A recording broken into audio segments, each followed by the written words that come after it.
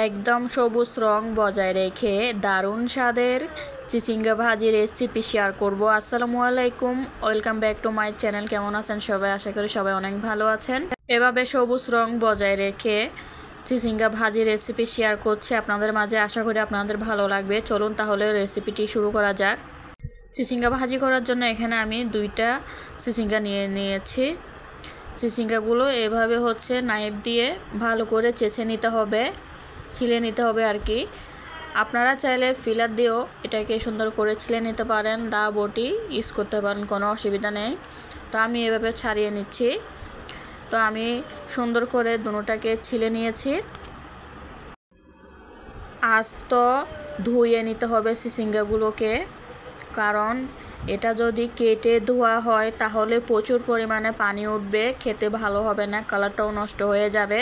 সেজন্য আপনারা কি করবেন, আস্ত করেই এটাকে ধুয়ে নেওয়ার চেষ্টা করবেন, ধুয়ে কাটবেন, তাহলে সবুজ রং বজায় থাকবে আর চিচিঙ্গার টেস্টও অনেক বেড়ে যাবে। তো আমি এগুলাকে সুন্দর করে চিকন চিকন করে পলে নিচ্ছি, চিকন চিকন করে একদম কুচি করে নিচ্ছে আর কি। আপনারা চাইলে আরও পাতলাও করতে পারেন, মোটাও করতে পারেন, আপনাদের সুবিধা মতো করে নেবেন, কোনো অসুবিধা নেই। তো আমি এখানে সবগুলো চিচিঙ্গা একদমই কুচি কুচি করে নিচ্ছি। এখানে চিচিঙ্গাগুলো সবগুলো আমি এভাবে করে কেটে নিচ্ছি। চিচিঙ্গাগুলো কাটা হয়ে গিয়েছে। আমার সবগুলো চিচিঙ্গা কাটা হয়ে গিয়েছে, এই সাইজের করে কেটে নিয়েছি।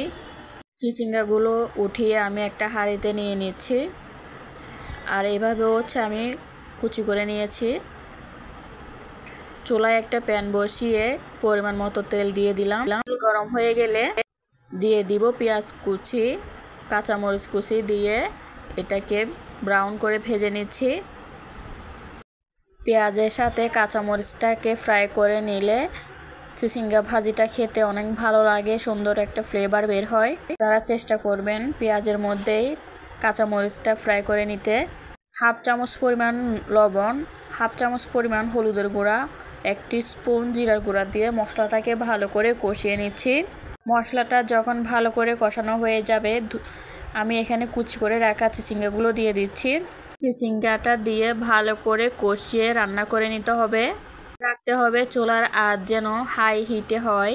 লো হিটে রান্না করলে কালারটাও নষ্ট হয়ে যাবে, তাও কিন্তু ভালো লাগবে না। আমি হাই হিট করে চিচিঙ্গাটাকে ভালো করে কষিয়ে নিচ্ছি, কষিয়ে কষিয়ে রান্না করে নিব। এখানে কোনো পানি ইউজ করব না, চিচিঙ্গা থেকে অনেকটা পানি উঠবে। চিচিঙ্গাটাকে এভাবে কষিয়ে রান্না করে নিব, আর এই কষানোর মধ্যেই চিচিঙ্গাটা সেদ্ধ হয়ে যাবে, পানির প্রয়োজন হবে না। ভালো করে হাই হিট করে কষিয়ে নিচ্ছি।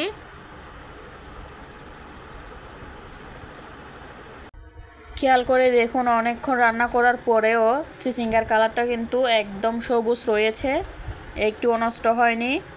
এবার ঢাকনা দিয়ে ঢেকে 10 মিনিট হাই হিটে রান্না করে নিচ্ছি। 10 মিনিট পর ঢাকনাটা উঠিয়ে চিচিঙ্গাটা আবার ভালো করে নেড়ে দিচ্ছি, যাতে তলায় লেগে না যায়। ভালো করে নেড়ে চেড়ে মিশিয়ে নিচ্ছি। আমি কিন্তু চুলার আঁচ একদমই হাই হিট করে রেখেছি।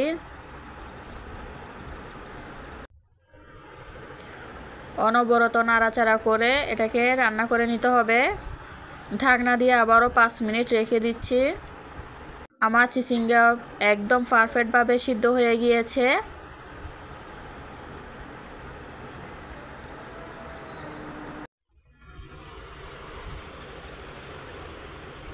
ভালো করে এটাকে মিশিয়ে নিতে হবে। আমি এখানে ধনিয়া পাতা ছড়িয়ে 2 মিনিট নাড়াচাড়া করে নামিয়ে নিব।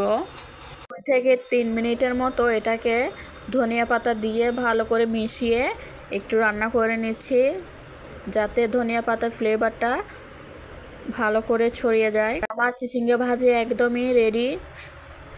রং সবুজ রেখে আপনাদের মাঝে শেয়ার করেছি। কেমন হয়েছে চিচিঙ্গা ভাজি রেসিপি কমেন্টস করে জানাবেন। আশা করি আপনাদের ভালো লাগবে। ভালো লাগলে আমার চ্যানেলটি সাবস্ক্রাইব করে পাশে থাকবেন, লাইক কমেন্ট শেয়ার করবেন, পাশে থাকা বেল আইকনটি প্রেস করে রাখবেন। আসসালামু আলাইকুম, আল্লাহ হাফেজ।